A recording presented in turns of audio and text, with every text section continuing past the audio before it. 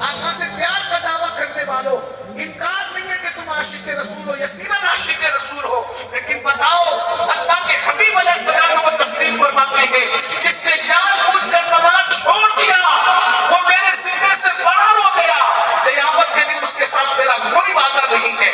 اللہ کے بندو ذرا سوچو، جس سے حضور علیہ السلام کو تسلیم بیزاری کا اظہار فرمائے۔ سیدنا ابو ہریرہ رضی اللہ تبارک و تعالیٰ نے ارشاد فرماتے ہیں کہ اللہ کے رسول علیہ السلام مجھ سے کہا کرتے تھے، اے ابو ہریرہ بے نمازی کی صحبت میں نہ بیٹھا کرو، اس لیے کہ جہاں بے نمازی ہوتا ہے مسلسل اللہ کی لعنتیں اس پر برستی رہتی ہے۔ اللہ اکبر، جن کی صحبت میں بیٹھنے سے اللہ کے رسول علیہ السلام اپنے صحابہ کو منع کریں، آپ مجھے بتائیں وہ بے نمازی ہے۔ مسجدوں کو ویران کر کے مصطفیٰ جان رحمت کے دل کو تکلیف پہنچانے والوں، اللہ کے حبیب علیہ السلام نے ایک مرتبہ اپنے صحابہ سے کہا، اے میرے صحابہ یہ اللہ کی بارگاہ میں دعا کرو کہ کوئی بدبخت نہ رہے، کوئی محروم نہ رہے، اللہ سب کو بدبختی سے بھی بچائے، محرومی سے بھی بچائے۔ صحابہ کرام سے کہنے کے بعد آقا ارشاد فرماتے ہیں، کیا تم مجھ سے نہیں پوچھو گے کہ بدبخت کسے کہتے ہیں، محروم کسے کہتے ہیں؟ ذرا دھیان سے سننا، جو رسول ہر امتی کا بخت ہے، اللہ اکبر، وہ رسول جو ہماری قسمت ہے، وہ رسول اللہ اکبر جو ہمارے مقدر میں لکھی ہوئی ہماری گویا کو ہم بدنصیب نہیں کہہ سکتے، کیونکہ جس کے نصیب میں آمینہ کا نام لکھا ہو اس سے بڑھ کر نصیب والا ہے۔ ہمارا نصیب ہمارا رسول ہے، لیکن وہی حضور فرما رہے ہیں، اے میرے صحابہ دعا کرو کوئی بدبخت نہ رہے، کوئی محروم نہ رہے۔ اور پھر خود ہی کہتے ہیں، کیا تم مجھ سے نہیں پوچھو گے کہ بدبخت کون ہوتا ہے، محروم کون ہوتا ہے؟ اللہ اکبر، صحابہ نے عرض کی یا رسول اللہ ہمارے ماں باپ پہ قربان، کون بدبخت ہوتا ہے، محروم کون ہوتا ہے؟ تو میرے آقا فرماتے ہیں جو نماز کو چھوڑ دے وہ بدبخت بھی ہے، وہ محروم بھی ہے۔ اب مجھے بتاؤ رسول اللہ جس کو محروم کہہ دے اس کو کون عطا کر سکتا ہے؟ جس کو سب محروم کر دیتے ہیں اس کو حضور عطا کرتے ہیں، جس کو حضور محروم کہہ دے اس کو کون عطا کر سکتا ہے؟ اس لیے یاد رکھو آقا فرما رہے ہیں نماز چھوڑنے والا بدبخت بھی ہے، نماز چھوڑنے والا محروم بھی ہے۔ یہ میں نہیں، فقی ابو اللہ سمرقندی اپنی کتاب قرۃ العیون میں لکھ رہے ہیں، اپنے آپ پہ رحم کر لو، جس کو اللہ کے رسول محروم کہہ دے، جس کو اللہ کے رسول بدبخت کہہ دے، اب مجھے بتائیے اس کو کون نواز سکتا ہے، اس کے نصیب کو کون جگا سکتا ہے؟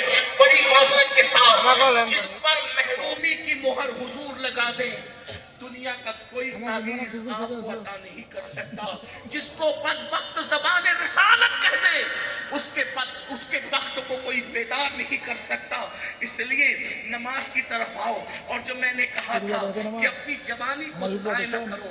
بس دو باتیں، اس لیے کہ مختوم صاحب موجود ہیں، بس میں اپنی دو باتیں کر کے بات پوری کر لوں۔ یاد رکھنا جوانی کا صحیح استعمال کرو، جوانی کا مس یوز نہ کرو، جوانی میں اللہ کی عبادت کرو، اس لیے کہ اللہ کو جوان بھی پسند ہے اور جوانی کی عبادت بھی پسند ہے۔ آج سے پہلے اگر کچھ بھی کیا ہے، کچھ بھی کیا، توبہ کر لو۔ اللہ تعالیٰ ارشاد فرماتا ہے جمع الجوامع ایک کتاب ہے، اس کتاب پاک حدیث قدسی میں فرماتا ہے جس جوان کو دھیان سے سنو سب خوبصورت ہو، یاد رکھنا اگر رنگ سانولا ہے تو یہ خوبصورتی کے خلاف نہیں ہے، کیونکہ جس کو قدرت چار قسمیں اٹھا کر جس کے حسن کو بیان کرے اس سے خوبصورت کون ہو سکتا ہے؟ اللہ فرماتا ہے والتین والزیتون وطور سینین وہذا البلد الامین لقد خلقنا الانسان فی احسن تقویم۔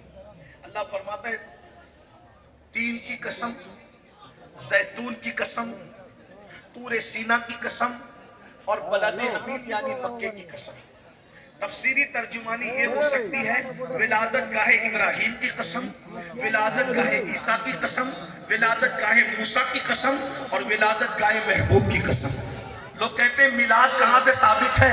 میں نے کہا جن کے میلاد گاہوں کی قسم قرآن اٹھاتا ہے، اب یہ میلاد نہیں تو پھر میلاد کس چیز کا نام ہے؟